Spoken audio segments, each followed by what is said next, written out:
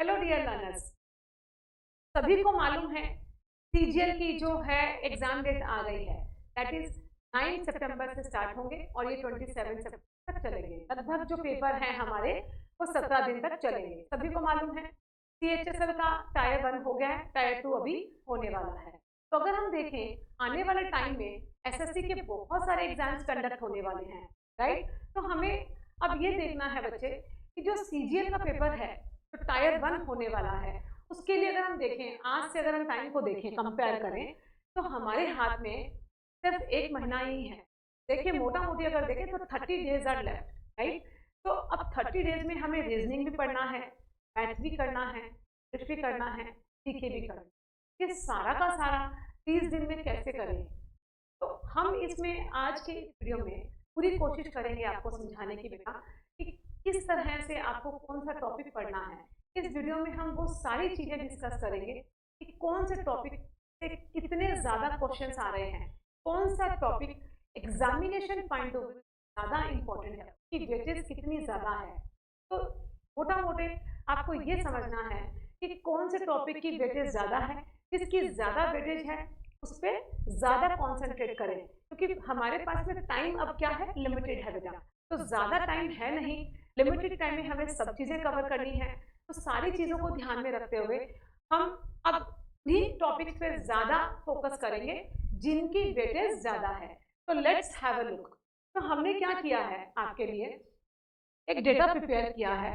इसमें क्या किया है देखिए, अगर हम सीएचएसएल को देखें जो अभी एग्जाम कंडक्ट हुए थे, सीएचएसएल का टायर 1 हुआ था, तो अगर उसका ओवरऑल लुक देखें, सभी को मालूम है टोटल शिफ्ट जो हुई थी सीएचएसएल की वो 36 शिफ्ट हुई थी।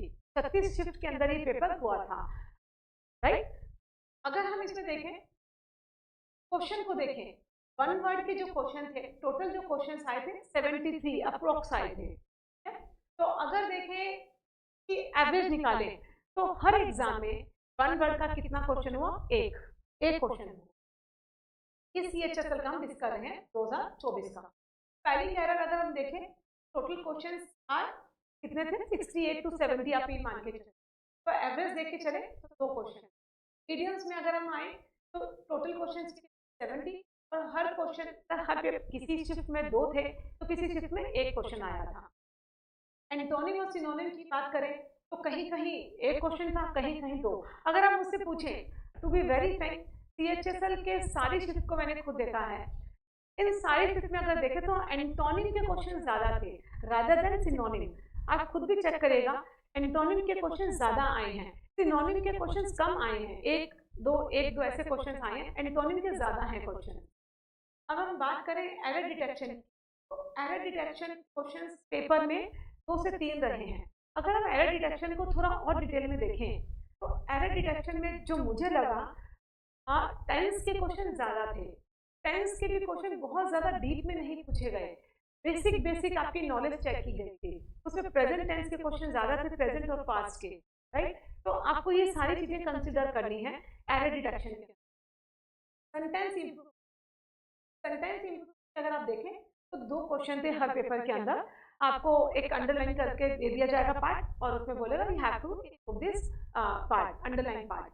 तो सेंटेंस इंप्रूवमेंट के भी तो क्वेश्चन 2 थे। ओवरऑल अगर हम एवरेज देखें, ये सारे ही पार्ट ऑफ स्पीच से थे, नाउन प्रोनाउन एडजेक्टिव एडवर्ब सभी पार्ट ऑफ स्पीच से आए थे। ज्यादा जो हमने ऑब्जर्व किया जो क्वेश्चंस थे वो कंडीशनल सेंटेंस के ज्यादा थे।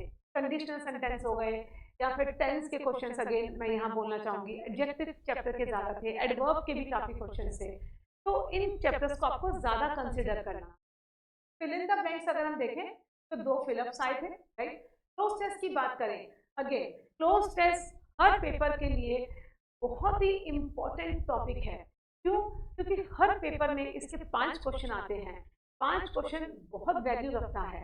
तो हमें ज्यादा फोकस जो करना है बच्चे वो क्लोज टेस्ट पे करना है। एक्टिव पैसिव अगर देखें तो एक्टिव पैसिव के क्वेश्चन इस बार बहुत ज्यादा नहीं आए। काफी सारी शिफ्ट तो ऐसी थी जिसमें एक्टिव पैसिव के क्वेश्चन ही नहीं आए है।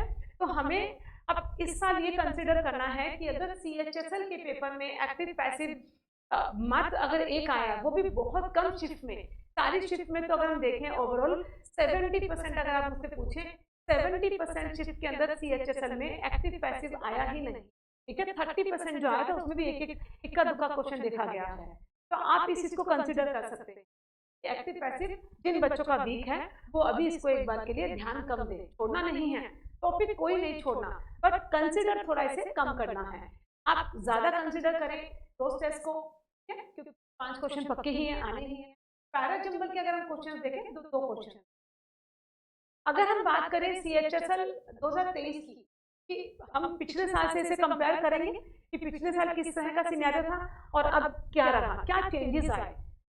तो अगर देखिए वन वर्ड देखिए, यहाँ पे 2 आ रहे थे तो इस साल कितना आया, 1। तो इसका मतलब जो SSC है वो वन वर्ड पे अभी उतना फोकस नहीं कर रहा, ठीक है। तो आप ज्यादा जो फोकस करें एंटोनिम, सिनोनिम या इडियम एंड फ्रेजेस, इन पे ज्यादा फोकस करें बच्चे, क्योंकि इसका एवरेज देखें तो लास्ट ईयर 2 था और अभी कितना है, 1। तो इतना ज्यादा वेटेज है नहीं वन वर्ड का।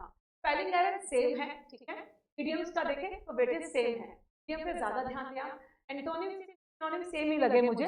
अगर हम बात करें सिनोनिम की तो सिनोनिम कम आए हैं इस साल, एंटोनिम ज्यादा पूछा। एरर डिटेक्शन सेम ही था, सेंटेंस फिलअप भी सेम था।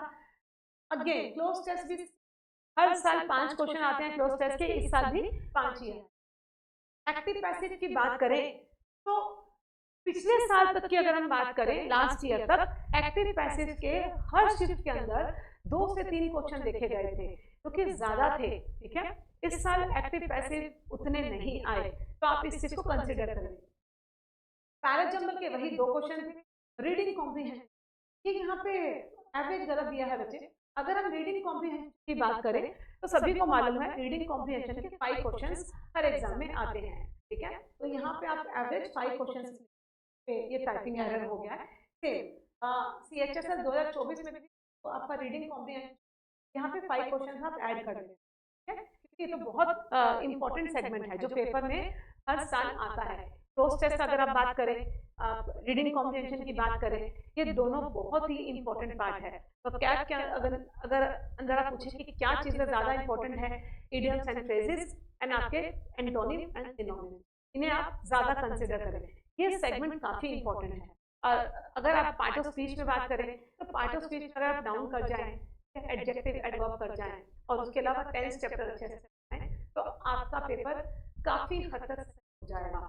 इन चीजों पे ज्यादा ध्यान देना। अब आगे समझते हैं CGL 2023, जो लास्ट ईयर CGL का पेपर था, उसमें किस तरह के क्वेश्चंस कौन से टॉपिक से आए थे। Let's have a look. One word की अगर हम बात करें बच्चे, तो लास्ट ईयर तक ओवरऑल एवरेज देखें तो 2-2 क्वेश्चन आते हैं हर शिफ्ट में, हर पेपर में। स्पेलिंग एरर अगेन 1 से 2 थे बच्चे, इडियम 2 थे। एंटोनिम की बात करें, एंटोनिम सिनोनिम ये ओवरऑल 2 से 3 ही रहते हैं, इसमें कोई मेजर डिफरेंस आया नहीं। एरर डिटेक्शन अगर अगेन बात करें 2 हैं, सेंटेंस इंप्रूव 2 हैं, लफ्ज भी 2 हैं। क्लोज टेस्ट देखिए अगेन 5 थे। एक्टिव पैसिव कितना था, 1 ही था, ज्यादा नहीं थे। CGL अगर हम बात करें तो एक्टिव पैसिव बहुत ज्यादा नहीं थे। पैराजंबल 2 थे। तो अगर हम ओवरऑल अगर लुक देखें, बात करें CGL लास्ट ईयर 2023 की बात करें, तो मोटा मोटी आपको क्या करना है, क्लोज टेस्ट, आपका कॉम्प्रिहेंशन, आपके एंटोनिम सिनोनिम, ठीक है, आपका टेंस वाला जो सेगमेंट है, टेंस के अंदर भी ज्यादा मैं बोलना चाहूँ कि आप प्रेजेंट टेंस और पास्ट का अच्छे से कवर करके जाएं। दूसरा पैराजंबल्स अगर आप कर ही लेंगे तो हमें मालूम है कि CGL की जो डेट है वो 9 सितंबर फिक्स हो गई है, 9 to 27 एग्जाम्स चलेंगे। अब हम देखते हैं कि इस साल जो CPO का जो पेपर हुआ था, राइट, CPO का पेपर को अगर चेक करें तो